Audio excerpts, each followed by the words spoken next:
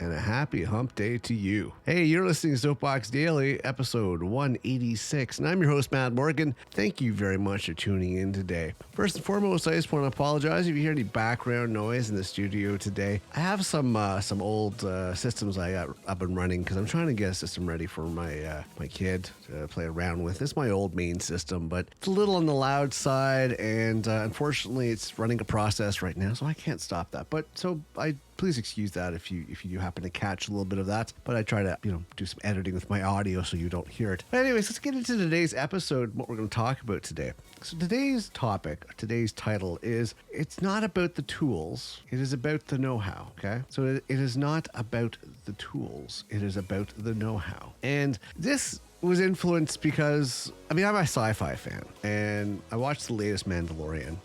Sorry if there's spoilers here, but the latest Mandalorian, there's an end scene which is kind of interesting. And if you don't follow it, it's kind of difficult to understand. But let me just put it in layman's terms for those that don't follow the Mandalorian and Star Wars and all that stuff and know about all that stuff. So here we go. The Mandalorians are basically a warrior race and everything else. And they have some pretty neat gadgets and gear and everything else. And they got the skills to back it up. Now, at the end of this episode, they come across kind of a new form of stormtrooper for the Empire, and they're using the Mandalorian's armor and gear and all that stuff. So this is what kind of inspired this particular episode, and it got me thinking. It's like, okay, well, here you go. So you're up against something that an opponent that has exactly the same tools you are using, exactly the same tools, which is actually something that's given you an advantage in the past. But the other thing is that I'm seeing, although both sides have the same tools, they're not all performing the same way. They're not both getting the same results. So that's kind of what inspired this particular episode today, and something for you to think about moving forward. Before I get into that, hey, how's your integrity been this week? How's your integrity today? Are you being the positive change? Are you doing the right thing when no one else is watching? That's the whole key thing, folks, is that you don't need recognition. You don't need it videotaped. You don't need, everybody else to know about it. Just do the right thing because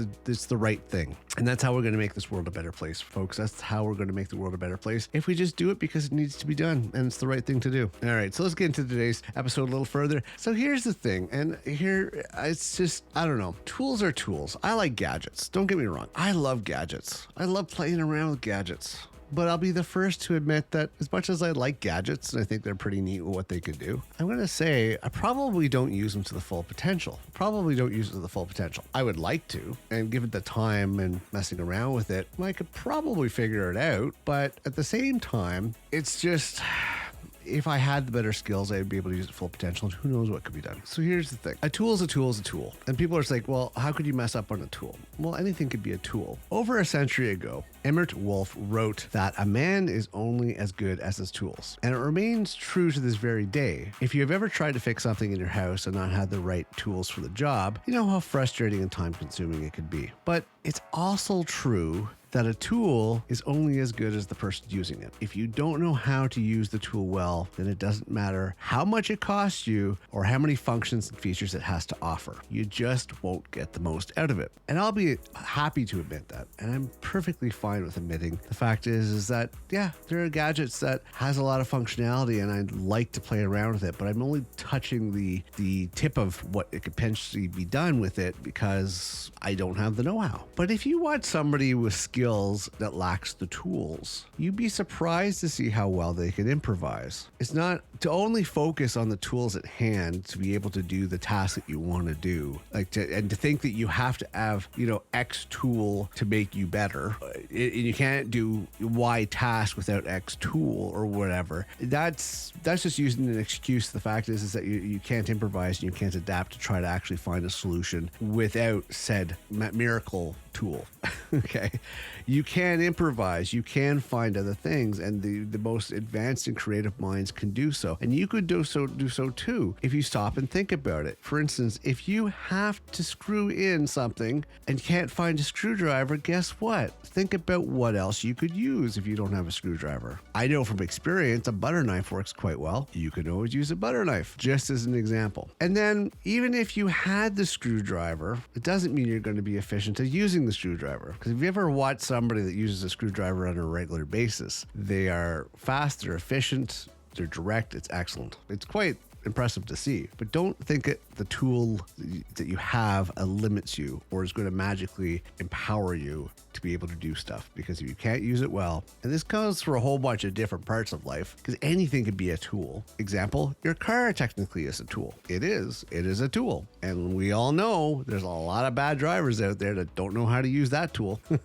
So gadgets are fun. Playing around with stuff is fun. If you really want to learn the full potential of stuff, you could make yourself a master with using certain tools, certain resources. But don't only think that you have to have X tool in order to do Y task, because you don't. You just have to sit back and think about it, what needs to be done, and you can do it. My takeaway from this is that don't limit yourself because you think that you don't have the resources available. There are resources available. You just have to be eager to find the resources or the alternatives or find the path to get there. You're not limited because you don't have certain things available. You can get there. You can find the ways to get from point A to point B, although it'd be a little easier if you had the right tool, but there's always other ways to go about doing it. Just like in this particular case I mentioned at the beginning of the episode, the Mandalorians and these new improved Empire troopers. The end result on that is that it was pretty much the Mandalorians, because of their skill, were able to, for the most part, defeat the new stormtroopers.